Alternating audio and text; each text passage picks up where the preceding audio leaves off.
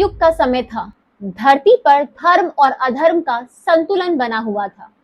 वहीं घने जंगलों में एक साधारण परिवार था जिसकी भक्ति ने उन्हें अमर कर दिया। वो परिवार था श्रवण कुमार का। एक ऐसी कथा जो इतिहास में अमर हो गई, जिसके बारे में आज भी चर्चा की जाती है।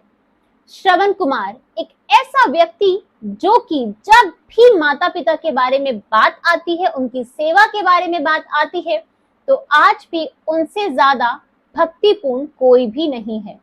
आज भी जब हम श्रवण कुमार का नाम लेते हैं तो उनकी माता पिता के प्रति जो समर्पण था, जो भक्ति थी, वो हम याद करते हैं।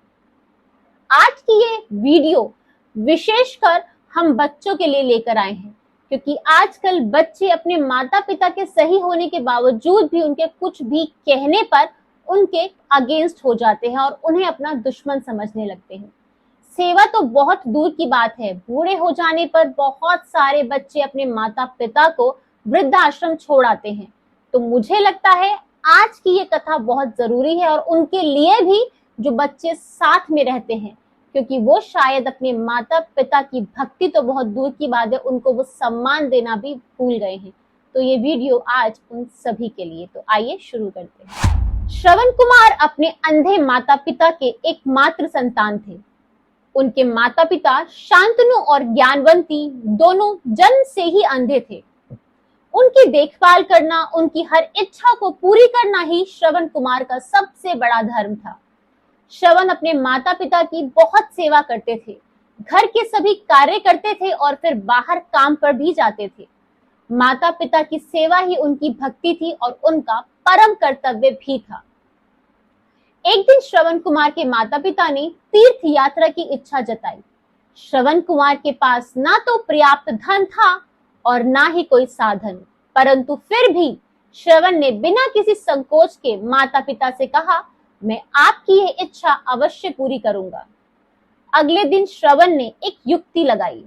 श्रवण कुमार ने बांस की दो बड़ी बड़ी टोकरियां बनाई और उन टोकरियों में उन्होंने अपने माता पिता को बैठाया और उन्हें अपने कंधे पर लेकर तीर्थ यात्रा पर निकल पड़े।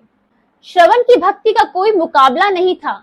कठिन रास्ते, घने जंगल, तेज धूप, कुछ भी उनकी सेवा में रुकावट नहीं डाल सका।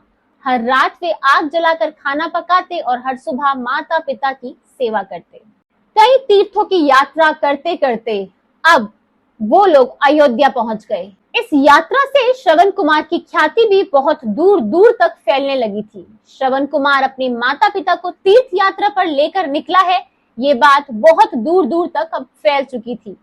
जब वो अयोध्या आए तो जिस नाव में वो बैठे, उस नाव के मालिक ने भी उनसे यही कहा कि मैं आपसे पैसे नहीं लूंगा, क्योंकि आपकी चरण कमलों की धूल ही मेरी नाव पर पड़ गई है, यही बहुत बड़ी बात है। और अब आपका अयोध्या में स्वागत है, जहाँ के राजा दशरथ हैं, जो बहुत ही परोपकारी और दानी हैं, और उनका राज्य बहुत ज्यादा उनसे प्रसन्न है। आपका इस राज्य में स्वागत है। उन्होंने यात्रियों के लिए जगह जगह कुटिया भी बनाई है, तो आप वहां जाकर विश्राम कर सकते हैं। श्रवण कुमार अपने माता पिता को लेकर पास की ही एक कुटिया में चला गया और वहां विश्राम करने लगा। तब उनके माता पिता ने कहा, पुत्र, बहुत प्यास लगी है, तुम जाकर जरा थोड़ा पानी तो ले आओ। श्रवण कुमार माता पिता की आज्ञा को पाकर तालाब पर चला गया उनके लिए पानी लाने के लिए। लेकिन भाग्य का खेल भी कितना अजीब होता है। जब श्रवण कुमार तालाब से पानी भर रहे थे, तभी अयोध्या के राजा दशरथ शिकार पर वहां आए हुए थे और वो एक हिरण का पीछा कर रहे थे। दशरथ के पास शब्द भेदी बाण चलाने की विशेष कला थी, जिसमें वह केवल ध्वनि सुनकर ही अपने बाण को सटीक निशाने पर मार सकते थे। जब श्रवण तालाब से पानी भर रहे थे तो राजा दशरथ को लगा कि वही हिरण पानी पीने आया है, और उन्होंने उस ध्वनि को सुनकर शब्द भेदी बाण चला दिया, बिना ये जाने, बिना ये देखे कि आखिर वहां कौन है। और तब वो तीर जाकर श्रवण कुमार को लग गया और उनके मुंह से चीख निकल गई और कहा, हे राम, हे माता, हे पिता। श्रवण कुमार की इस चीख को सुनकर राजा दशरथ दौड़ते दौड़ते वहां पर पहुंचे और वहां उन्होंने देखा कि श्रवण कुमार के छाती पर तीर लग चुका था और वो जमीन पर पड़े हुए थे।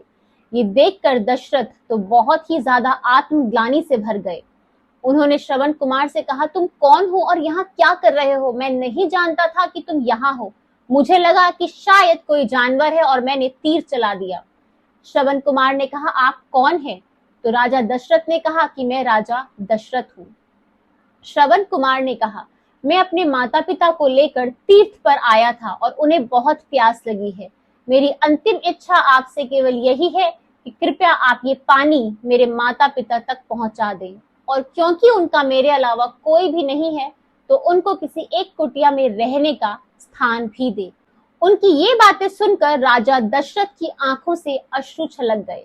राजा दशरथ आत्मग्लानि और दुख से भर गए और वो इसी दुख और ग्लानि के साथ श्रवण के माता पिता के पास पहुंचे और उन्हें सारा सच बताया। अपने पुत्र की मृत्यु की खबर सुनकर उनकी माता ने तुरंत ही प्राण त्याग दिए। वो ये खबर बर्दाश्त नहीं कर पाई।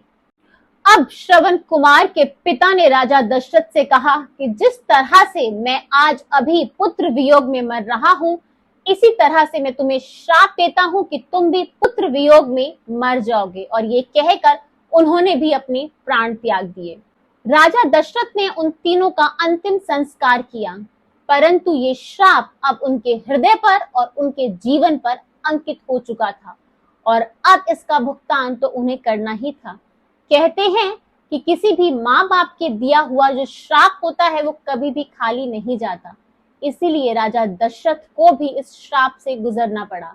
इसी श्राप के कारण भगवान श्री राम को 14 वर्षों का वनवास हुआ, जिसकी निमित्त बनी उनकी माता कैकेयी। वो 14 वर्षों के लिए वन में चले गए और इसी दुख में, इसी वियोग में राजा दशरथ ने उनके वियोग में तड़प तड़प कर अपने प्राण त्याग दिए। तो दोस्तों, कोई भी श्राप खाली नहीं जाता।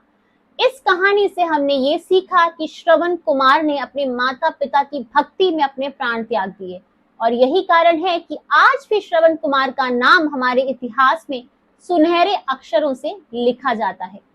आप भी सबसे पहले अपने माता पिता की पूजा करना सीखिए। आपके माता पिता ही आपके लिए भगवान हैं। अगर आपको कुछ दान करने का मन है तो जाकर उनके लिए स्वादिष्ट भोजन या कुछ अच्छा जो उनकी इच्छा में हो वो ले आएं। अगर आपको कुछ पैसे वाकई खर्च करने हैं तो उन्हें तीर्थ स्थान के दर्शन करा दें। जो भी आप अपने माता पिता के लिए करेंगे वो भगवान के बराबर होगा। इसीलिए सबसे पहले भगवान आपके माता पिता ही हैं। हम जब उनकी अवहेलना करके बाहर मंदिरों में दौड़ते हैं, बाहर मंदिरों में पूजा करते हैं, दान करते हैं, तो भगवान उसे कभी भी स्वीकार नहीं करते। तो जिनके घर में भी माता पिता बैठे हैं, उनकी पूजा अगर आपने कर ली तो आपको और कोई धर्म कार्य करने की भी जरूरत नहीं है। तो दोस्तों, हम आशा करते हैं कि आपको हमारा आज का ये प्रयास अच्छा लगा होगा। अगर आपको अच्छा लगा है तो सिर्फ यही विनती है कि आज की जनरेशन से आप ये वीडियो ज्यादा से ज्यादा शेयर जरूर कीजिएगा। अगर वीडियो पसंद आई है तो please like, share end of course subscribe my channel for और ज्यादा इंटरेस्टिंग वीडियोस जो आगे आने वाली हैं, और उसको आप मिस न कर दें, इसलिए नोटिफिकेशन बेल को प्रेस जरूर कर दीजिएगा। धन्यवाद।